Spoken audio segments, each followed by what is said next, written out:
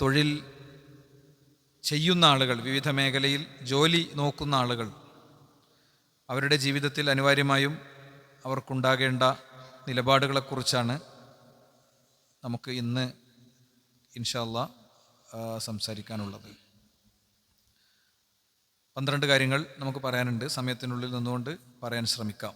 അപ്പോൾ ഓരോരുത്തരും, ഞാൻ ഉൾപ്പെടെ നമ്മൾ ഓരോരുത്തരും നമ്മുടെ ജീവിതവുമായി ഈ കാര്യങ്ങളെ ഒന്ന് തട്ടിച്ചു നോക്കി മുന്നോട്ട് പോകുമ്പോഴാണ് നമ്മൾ കഴിക്കുന്ന ഭക്ഷണം പൂർണ്ണമായും ഹലാലായി മാറുന്നത്.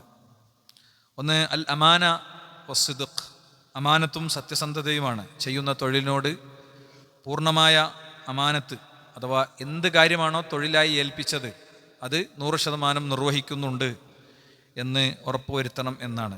ഞാനിവിടെ ഓതിവെച്ച ഖുർആനിക വചനത്തിൻ്റെ ആദ്യ ഭാഗം ഈ ഒരു വിഷയമാണ് സൂചിപ്പിക്കുന്നത്. ഇന്നല്ലാഹ യഅ്മുറുക്കും അൻ തുഅദ്ദുൽ അമാനാത്തി ഇലാ അഹ്ലിഹ.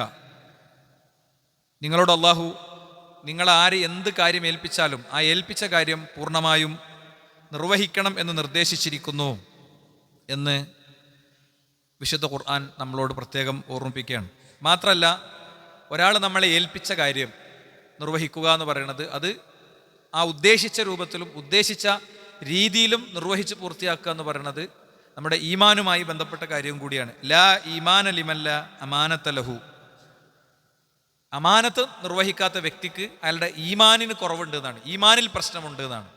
അപ്പോൾ ഞാനൊരു ഡെയിലി ഒരു കൂലിത്തൊഴിലാളിയാണ്, അല്ലെങ്കിൽ ഒരു അധ്യാപകനാണ്, അല്ലെങ്കിൽ ഒരു ജഡ്ജിയാണ്, അല്ലെങ്കിൽ ഒരു പോലീസ് ഉദ്യോഗസ്ഥനാണ്.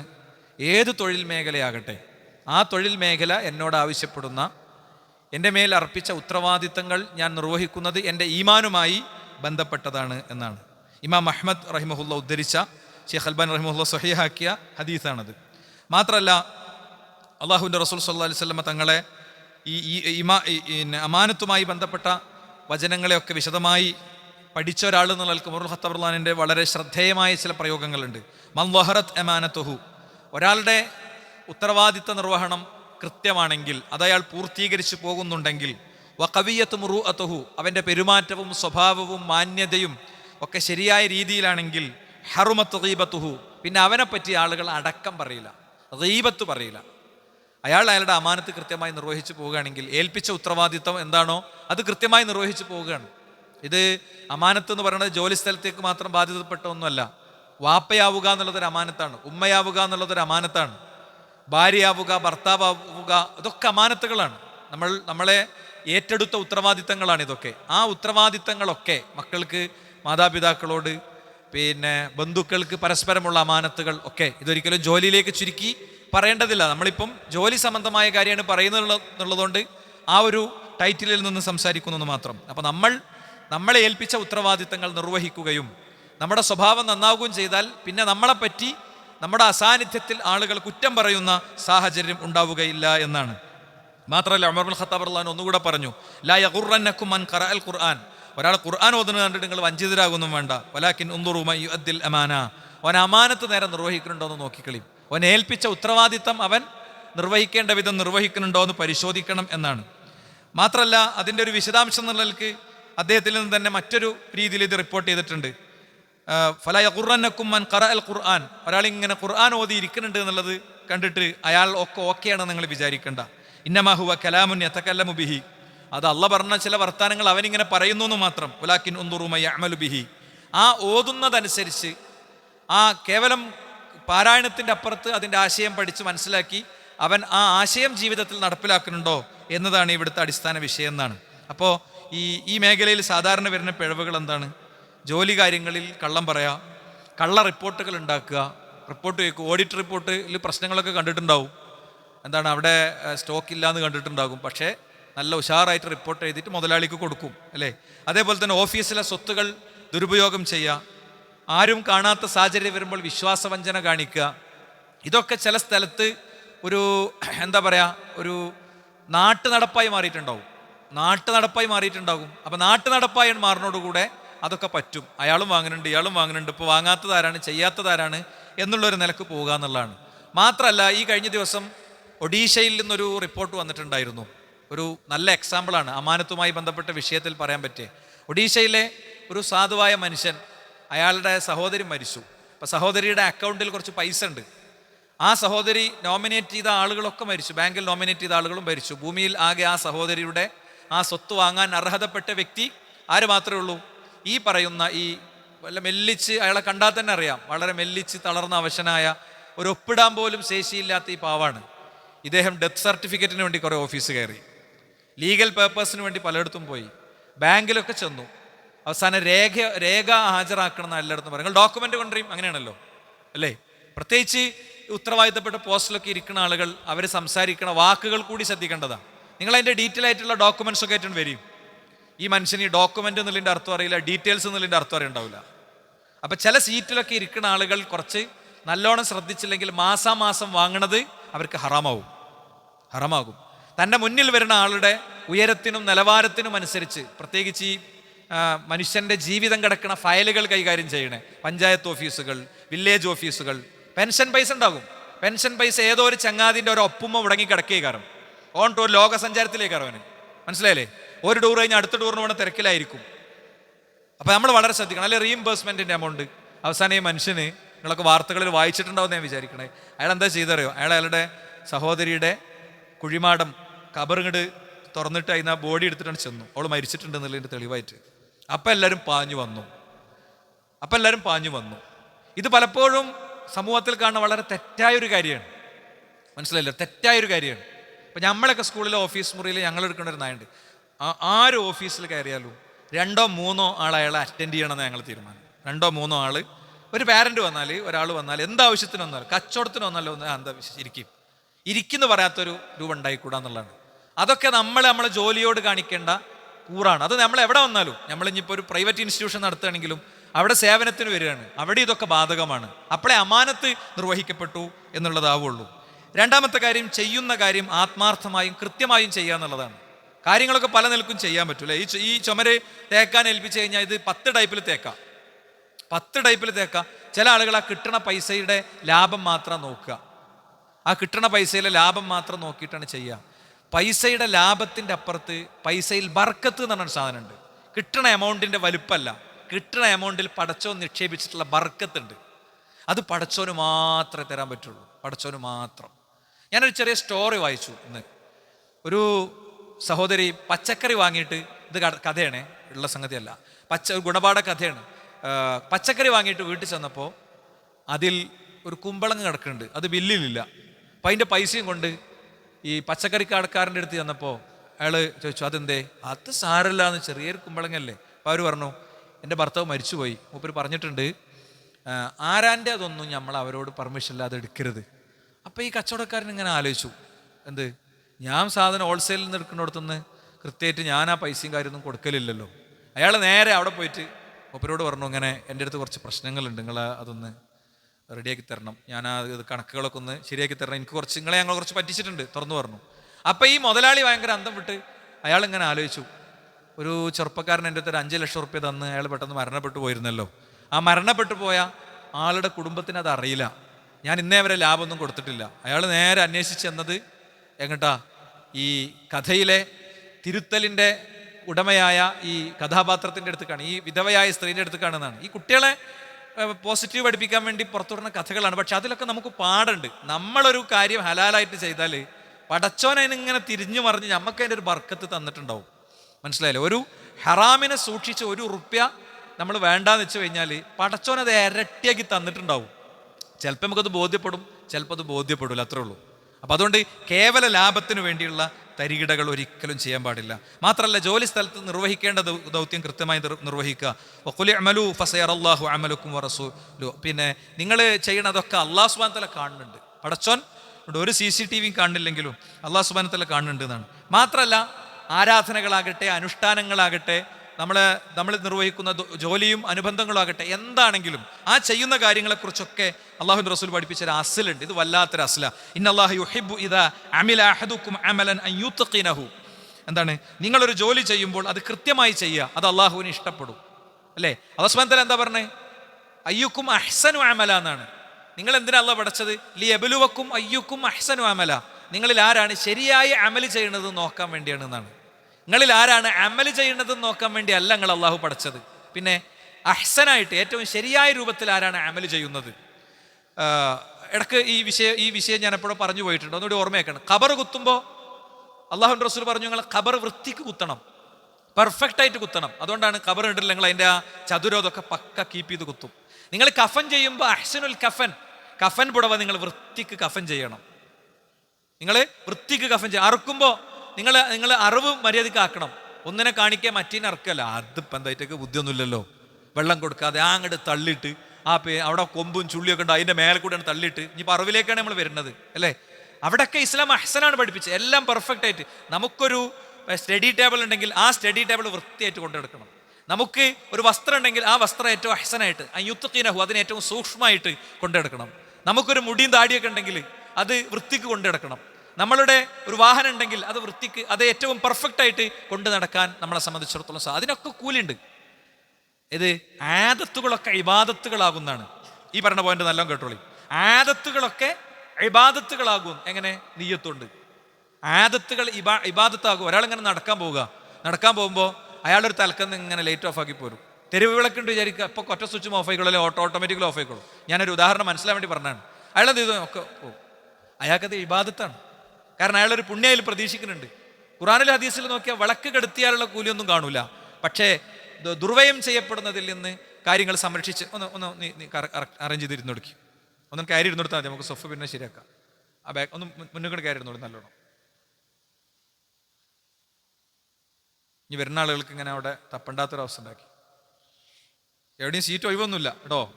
ഒഴിവുണ്ടായിട്ട് പറഞ്ഞതല്ല, ഒഴിവില്ലായിട്ട് പറഞ്ഞാണ്. അള്ളാഹു നമ്മുടെ സ്ഥാപനത്തെയും ദൗത്യങ്ങളൊക്കെ ഉയരങ്ങളിലേക്ക് എത്തിക്കുമാറാകട്ടെ. ഞാൻ ഇത് സാന്ദർഭികമായിട്ട് പറയണേ, നമുക്ക് തൊട്ട് മേലെ പണി നടക്കുന്നുണ്ട്, ടൈല് അവിടെ റെഡിയാണ്. കുറച്ച് പൈസൻ്റെ കുറവുണ്ട്, അവിടെ ഇങ്ങനെ നിൽക്കുകയാണ്.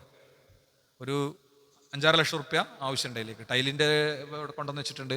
പിന്നെ ഡോറിനൊക്കെ ഉള്ള പിന്നെ ഇത് വേണം, ജനലിനുള്ളത് വേണം. എന്നാൽ ആ ഫ്ലോർ നമുക്ക് യൂസ് ചെയ്യാം. അപ്പുറത്തേക്കുള്ള കൺസ്ട്രക്ഷൻ വേറെ നടക്കും വേണം. അപ്പോൾ ഒന്ന് ബന്ധപ്പെട്ട ആളുകളൊക്കെ ഒന്ന് ശ്രദ്ധിക്കുക. കുറച്ചൊരു പൈസയൊക്കെ കൊടുക്കാൻ പറ്റുന്നവർ കൊടുക്കാൻ ശ്രദ്ധിക്കുക. എന്നാൽ എൻ്റെ ഓൺലൈനിൽ കേൾക്കുന്ന ആളുകളോട് കൂടിയാണ് ഞാൻ പറയണത്. പിന്നെ അപ്പം നമുക്ക് ഈ ഒരു ടൈറ്റൊക്കെ അല്ലാതെ ഇരിക്കാനും ഒക്കെ ഇൻഷാ അല്ലാഹ് ബിഇദ്നില്ലാ സാധിക്കും. ഓക്കെ, സാന്ദർഭികമായിട്ട് പറഞ്ഞു മാത്രം. ഇനി നിങ്ങൾ നോക്ക്, ഫുളൈൽ ഇബ്നു ഇയാദ് റഹിമഹുള്ളയുടെ വല്ലാത്ത വാക്കുണ്ട്. അദ്ദേഹം പറയാണ്, ലിയബ്ലുവക്കും അയ്യുക്കും അഹ്സനു അമല എന്ന് പറഞ്ഞാൽ അതിൻ്റെ അർത്ഥം എന്താ? നിങ്ങളിൽ ഏറ്റവും അഹ്സനായിട്ട് അമൽ ചെയ്യണവർ. എന്നിട്ട് അദ്ദേഹം വിശദീകരിക്കുകയാണ്, അഖ്ലസുഹു വഅസ്വബുഹു, ഏറ്റവും ഖാലിസായത്, ഏറ്റവും ഖാലിസായത്, ഇഖ്ലാസ് ഉള്ളത്, ഏറ്റവും ശരിയായത്. എന്നിട്ട് അദ്ദേഹം പറയാം, ഇന്നൽ അമല ഇദാ കാന ഖാലിസൻ വലം യകുൻ സവാബൻ ലം യുഖ്ബൽ.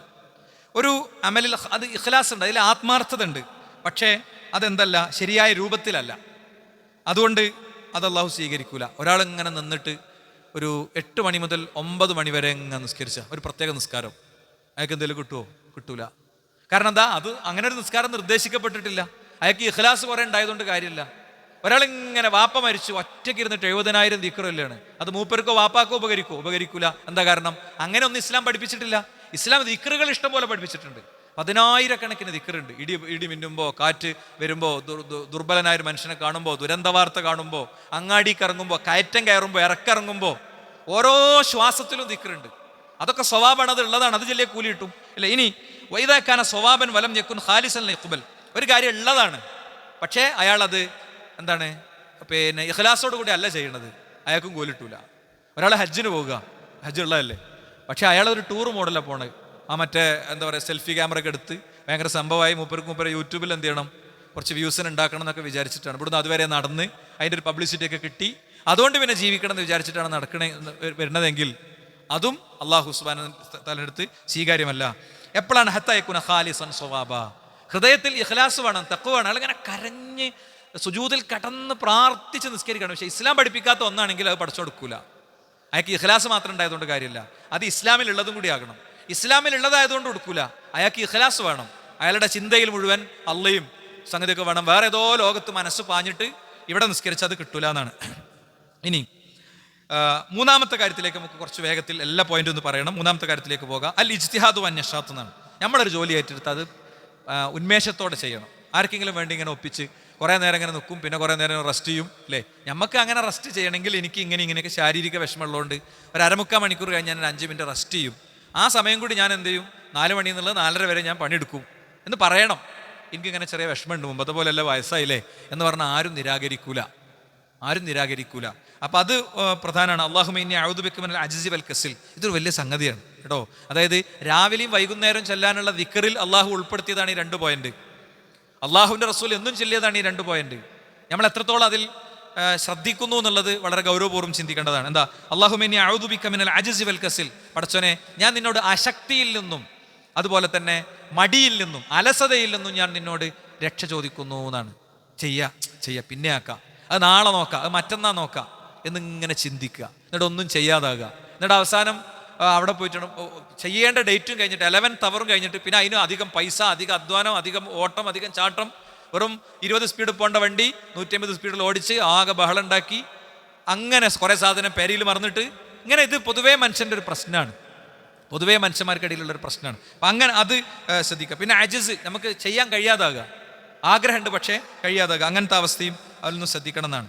മാത്രമല്ല ഇമാം അബ്ദുല്ലാഹി ഇബ്നു മസ്ഊദ് റളിയല്ലാഹു അൻഹു പറയാണ്, ഇന്നി ലം ഖുതു റജുല അൻ അറാഹു ഫാരിഗൻ ലാ ഫി അമലി ദുനിയ വലാ ഫി അമലിൽ ആഖിറ. ദുനിയാവിൻ്റെയും പരലോകത്തിൻ്റെയും, ദുനിയാവിൽ ഉപകാരം കിട്ടൂല, പരലോകത്ത് ഉപകാരം കിട്ടൂല, അങ്ങനത്തെ പണികളിൽ ജീവിക്കണ കുറേ മനുഷ്യന്മാരുണ്ട്. വെറുതെ അങ്ങനെ ഇരിക്കുക, കുറേ കടിയിലിരുന്ന് അങ്ങോട്ടിരുന്ന് വർത്താനം പറയും, കുറേ നേരം ഒരാൾ മുഖ്യമന്ത്രിയാക്കും, പിന്നെ വേറെ കുറേ ആൾ മുഖ്യമന്ത്രിയാക്കും കേട്ടോ. അവസാനം പോലെ 2 ആളും ആക്കിയ ആൾ മുഖ്യമന്ത്രി ആവില്ല. ഈ പറഞ്ഞതിൻ്റെ അർത്ഥം പൊളിറ്റിക്സ് ഡിസ്കസ് ചെയ്യേണ്ടതൊന്നുമല്ല കേട്ടോ. അരാഷ്ട്രീയവാദം ഞാൻ ഒരിക്കലും പറയില്ല. അരാഷ്ട്രീയവാദമല്ല, കൃത്യമായ ബോധ്യമുള്ള രാഷ്ട്രീയം അല്ലേ, ചളി പുരളാത്ത രാഷ്ട്രീയം. അത് ഓരോ വ്യക്തിയുടെ ഉള്ളിലുണ്ടെങ്കിൽ ഒരാൾ കൂടെ അനങ്ങാൻ പറ്റൂല അല്ലേ. അതൊക്കെ കിട്ടിക്കോളും, വോട്ടൊക്കെ കിട്ടിക്കോളും എന്ന് എഴുതിയിട്ട് ആരും മുന്നോട്ട് പോകില്ല. കാഴ്ചപ്പാടുള്ളൊരു സമൂഹത്തിൻ്റെ കാഴ്ചപ്പാടുകൾക്ക് മുന്നിൽ ആളുകൾ നിൽക്കേണ്ടടുത്ത് നിൽക്കും, ഒരു സംശയമല്ല. അതുകൊണ്ട് അരാഷ്ട്രീയമോ അല്ലെങ്കിൽ അന്ധമായ രാഷ്ട്രീയമോ രണ്ടുമില്ല. ഞാൻ പറഞ്ഞത് അതൊന്നുമല്ല. വെറുതെ അങ്ങനെ ആവശ്യമില്ലാതെ കുറേ അങ്ങോട്ടും ഇങ്ങോട്ടും പറയാം. ഒരാളെ പറ്റിയിട്ട് ലൈംഗികാരോപണം നടത്തുക, അപ്പം ഇപ്പുറത്തുനിന്ന് കുറേ പഴയ ഫയൽ എടുത്തിട്ട് ഇപ്പുറത്ത് ലൈംഗികാരോപണം നടത്തുക, ഇതൊന്നും വിശ്വാസിക്ക് പറഞ്ഞതല്ല. കമൻറ്റ് ബോക്സിൽ പോയിട്ട് കളിക്കുന്ന കളികളുണ്ടല്ലോ, അതൊക്കെ മലക്കൾ രേഖപ്പെടുത്തും. നമ്മളെ പരലോകം കളഞ്ഞിട്ട് അങ്ങനെ എന്താ പറയുക, ഏതെങ്കിലും രാഷ്ട്രീയ നേതാക്കന്മാരുടെ കൂലിത്തല്ലുകാരായി തെരുവിൽ അങ്ങനെ മരിച്ചു വീഴേണ്ട ആവശ്യമില്ല. നമുക്ക് വൃത്തിയുള്ള രാഷ്ട്രീയവും കാഴ്ചപ്പാടും യോജിപ്പും വിയോജിപ്പും എന്താണ് വിഷയാധിഷ്ഠിതമാക്കി മുന്നോട്ട് പോകാൻ കഴിയാമെന്നാണ് ഞാൻ പറയാം. അതുപോലെ തന്നെ ഇനി 4-ാമത്തെ ഒരു കാര്യം എന്താ അറിയോ, പൊതുസമ്പത്ത് കൈകാര്യം ചെയ്യേണ്ട ഒരു പോസ്റ്റിലാണ് ഇരിക്കണമെങ്കിൽ, ഫിനാൻസ് കൈകാര്യം ചെയ്യേണ്ട ഒരു പോസ്റ്റിൽ ഇരിക്കുമ്പോൾ വളരെ ശ്രദ്ധിക്കുക, അല്ലെങ്കിൽ പരലോകം പോവും. നമുക്ക് ചിലപ്പോൾ സ്വന്തമായിട്ട് പൈസ എഴുതിയെടുക്കാനും കൈകാര്യം ചെയ്യാനും ഒക്കെ നമ്മൾ ഡിജിറ്റ്സ് മറിച്ചാൽ കാണാത്ത അവസ്ഥയും കാര്യങ്ങളൊക്കെ ചിലപ്പോൾ ഉണ്ടാകും. അത് കുറച്ച് ചെയ്യുമ്പോൾ ഈ പെണ്ണിനും പൈസക്കുള്ളൊരു പ്രശ്നം എന്താ അറിയോ, അവിഹിതത്തിനും അവിശുദ്ധമായ സാമ്പത്തിക ശേഖരണത്തിനുള്ളൊരു പ്രശ്നം. ഇതിനൊക്കെ ഒരു മറുണ്ട്. ആ മറണ് നീങ്ങിക്കഴിഞ്ഞാൽ പിന്നെ എന്തോ ആവും. സ്വന്തം മകളെ ലൈംഗികമായി ദ്രോഹിച്ച് പലതവണ ഉപദ്രവിച്ച് അതിൻ്റെ ട്രോമകളിൽ കഴിയുന്ന ആളുകളോടൊക്കെ നമുക്കൊക്കെ വ്യക്തിപരമായിട്ടൊക്കെ സംസാരിക്കാൻ പറ്റിയിട്ടുണ്ട്. കല്യാണം നിശ്ചയിച്ച് കല്യാണത്തിൻ്റെ മുമ്പ് ഒരു ഭയം. എന്താ ഭയത്തിൻ്റെ കാരണം? ചെറിയ ക്ലാസ് മുതൽ വാപ്പ ദ്രോഹിച്ചുകൊണ്ടിരിക്കുകയാണ്. അപ്പം സ്വന്തം മകളെ എങ്ങനെയാണ് അയാൾക്ക് അങ്ങനെ ചെയ്യാൻ പറ്റുന്നത്? അതൊരു മറയാണ്. ആ മറ നീങ്ങി കിട്ടിയാൽ ആരും അങ്ങനെ ആകും. അല്ലാഹു കാത്തുരക്ഷിക്കുമാറാകട്ടെ. ഇതേപോലെ തന്നെ പൈസ 100-200 ഒക്കെ അങ്ങോട്ടും ഇങ്ങോട്ടും എടുത്തക്കണിൻ്റെ ഇടക്ക് അതാരും ശ്രദ്ധപ്പെടാതെ പോയാൽ പിന്നെ അതങ്ങനെ പോകും. പിന്നെ നമുക്ക് ഷെയ്ത്താൻ അതിൻ്റെ ന്യായമൊക്കെ ഇങ്ങനെ തോന്നിപ്പിച്ചു തരും, പലതരം ന്യായം തോന്നിപ്പിച്ചു തരും. പിന്നെ ഒരു ഫാബ്രിക്കേറ്റഡ് കണക്കുണ്ടാക്കിയിട്ട് ഓഡിറ്റ് റിപ്പോർട്ടിൻ്റെതായ ഓഡിറ്റർ നല്ല വൃത്തിക്ക് ഒപ്പിടേണ്ടി വരും. കാരണം അത്ര വൃത്തിക്ക് വെട്ടിച്ചിട്ടുണ്ടാകും. എന്താ വലാ തഅ്കുലു അംവാലക്കും ബൈനക്കും ബിൽ ബാത്തിൽ, നിങ്ങൾ അന്യായമായി നിങ്ങൾക്കിടയിലെ സമ്പാദ്യം തിന്നരുത് എന്ന് അള്ളാഹുവിൻ്റെ ഖുർആൻ തന്നെ പറയാണ്. എത്രത്തോളം എന്ന് വെച്ചാൽ അള്ളാഹുവിൻ്റെ റസൂൽ പറഞ്ഞ ഒരു പ്രയോഗം നോക്ക് നിങ്ങൾ. ഇസ്ലാമിൻ്റെ ഗുഡ് ഗവേൺസ്, ഇസ്ലാമിൻ്റെ ശരിയായ ഭരണ പ്രക്രിയ എത്രത്തോളം കൃത്യ. മൻ ഇസ്തഅമൽനാഹു അലാ അമലിൻ, ഞാൻ ഒരാളെ ഒരു ജോലി ഏൽപ്പിച്ചു, ഫറസഖ്നാഹു റിസ്ഖൻ, അയാൾക്ക് ഞാനൊരു ശമ്പളവും കൊടുത്തു, ഫമാ അഖദ ബഅദ ദാലിക ഫഹുവ ഗുലൂൽ, അതിനുശേഷം അയാൾ വാങ്ങണതൊക്കെ ചതിയുടെ പണമാണ്. ഒരാളെ ജോലി ഏൽപ്പിച്ചു, ആ ജോലിക്ക് പൈസ കൊടുത്തു, പിന്നെ അയാൾ ആ ജോലിയായിട്ട് ബന്ധപ്പെട്ട് ചെന്നപ്പോൾ ഇത് നിങ്ങൾക്കുള്ളതാണ് പറഞ്ഞിട്ട് കൊടുത്തു, വാങ്ങാൻ പറ്റൂല. ഇത് നിങ്ങൾക്കുള്ളതാണ് പറഞ്ഞിട്ട് കൊടുത്താൽ ഒരു കാരണവശാലും അത് വാങ്ങാൻ പറ്റൂല. അത് എനിക്ക് ഒരു തന്നതല്ലേ, പറ്റൂല. അത് ആ പോസ്റ്റിൽ ഇരുന്നിട്ട് പറ്റൂല. ഇത് ഈ ജോലിയൊക്കെ കഴിഞ്ഞ് ഈ ജോലിയുടെ ഭാഗമല്ലാത്തൊരു സമയത്ത് അയാൾക്ക് എന്ത് ചെയ്യുക, ഒരു സദഖ കൊടുക്കണമെങ്കിൽ കൊടുക്കുക. പക്ഷെ ആ കൊടുക്കുന്ന വ്യക്തിക്ക് ഇയാളെടുത്ത് നിന്ന് എന്തോ പേപ്പർ ഒപ്പിട്ട് കിട്ടാണ്ട് വേറെ എന്തോ കാര്യമുണ്ട്. അപ്പം അത് പ്രശ്നമാണ്. മനസ്സിലായില്ലേ? അപ്പോൾ നിങ്ങൾ തരുന്നോണ്ട് എൻ്റെ അടുത്ത് നിങ്ങൾ ആനുകൂല്യമൊന്നും നിങ്ങളെ ഫയറിൻ്റെ പേപ്പേഴ്സ് റെഡിയാക്കാതെ നിങ്ങളെ ബിൽഡിങ്ങിനെയും പെർമിഷൻ തരുമല്ലോ കേട്ടോ. സംഗതി നിങ്ങളെ പിന്നെ ഓവർ കൺസ്ട്രക്ഷൻ പൊളിച്ച് നീക്കാതെ ഫയലിൽ തന്നെ ഒപ്പിടുമല്ലോ കേട്ടോ. എനിക്ക് ചിലപ്പോൾ എന്നോടുള്ള സൗഹൃദം കൊണ്ട് സദഖ പിന്നെ ഹദിയ തന്നതായിരിക്കും എന്ന് ക്ലാരിറ്റി വരുത്താതെ അത് സ്വീകരിക്കാൻ പറ്റൂല എന്നാണ്.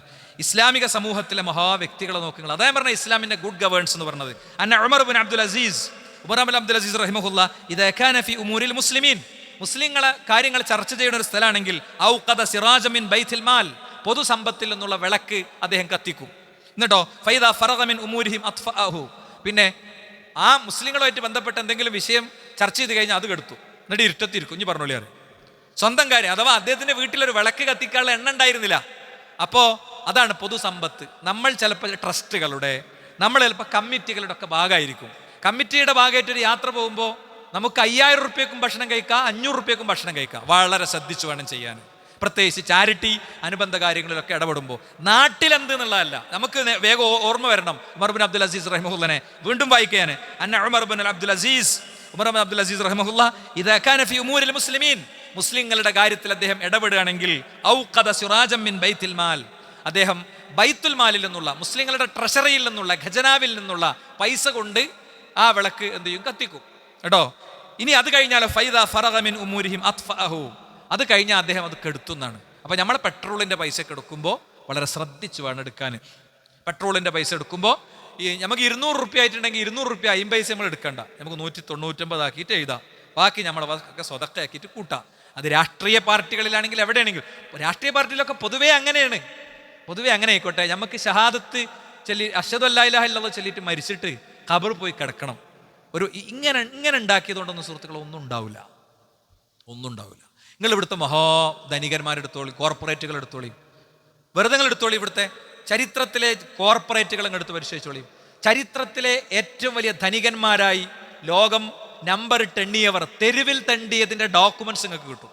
ഒന്നുമല്ലാതെ അവർ തകർന്ന് തരിപ്പണമായി തെരുവിൽ തണ്ടിയതിൻ്റെ, മറ്റുള്ളവൻ്റെ കണ്ണീരും മറ്റുള്ളവൻ്റെ അവകാശവും നമ്മുടെ അക്കൗണ്ടിലും നമ്മുടെ ഷെൽഫിലും നമ്മുടെ പേഴ്സിലും നമ്മുടെ വയറ്റിലും നമ്മുടെ രക്തചംക്രമണ പ്രക്രിയയിലെ രക്തമായും സഞ്ചരിച്ചാൽ അതുകൊണ്ട് രക്ഷപ്പെടാൻ കഴിയും എന്ന് വിചാരിക്കരുത്. കാണുമ്പോൾ രസമുണ്ടാകും.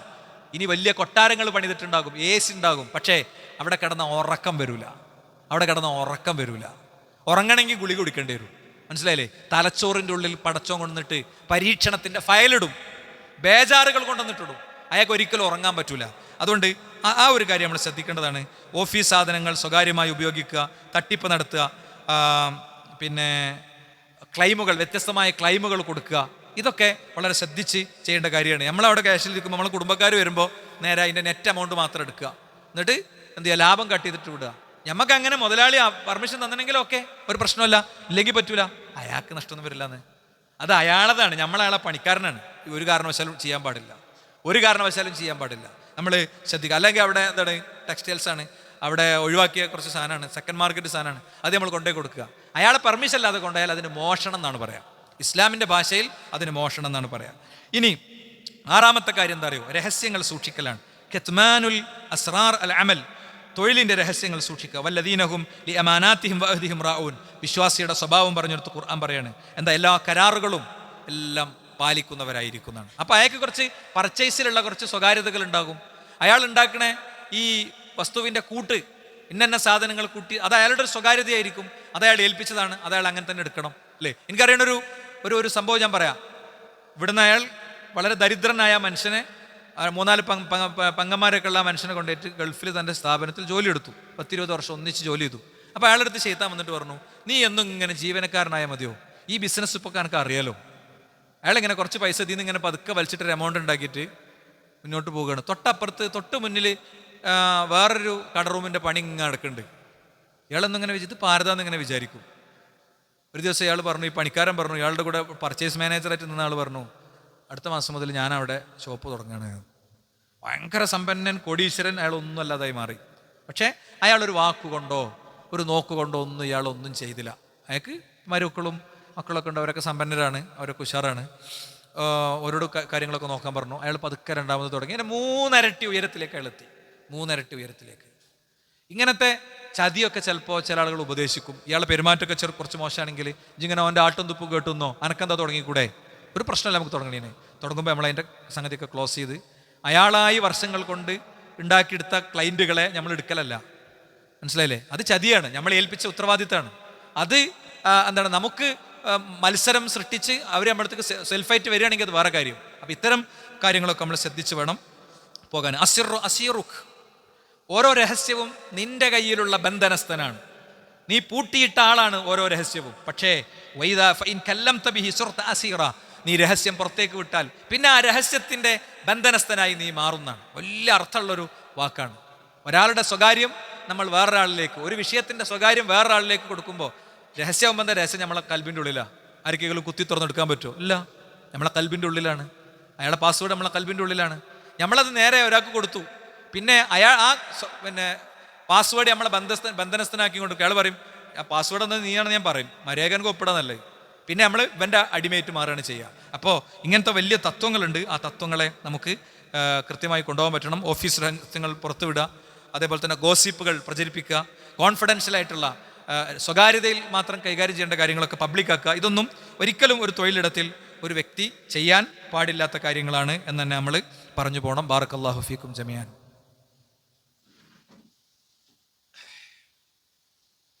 അൽഹംദുലില്ലാഹി വസ്സലാത്തു വസ്സലാമു അലാ റസൂലില്ലാഹി വഅലാ ആലിഹി വസഹ്ബിഹി അജ്മഈൻ. അമ്മാ ബഅദ്. സൃഷ്ടാവും സംരക്ഷകനുമായ റബ്ബിനെ ജീവിതത്തിൻ്റെ എല്ലാ മേഖലയിലും കാത്തു സൂക്ഷിക്കണേ എന്ന് ഒരിക്കൽ കൂടി ഉണർത്തുകയാണ്, ഉത്ബോധിപ്പിക്കുകയാണ്.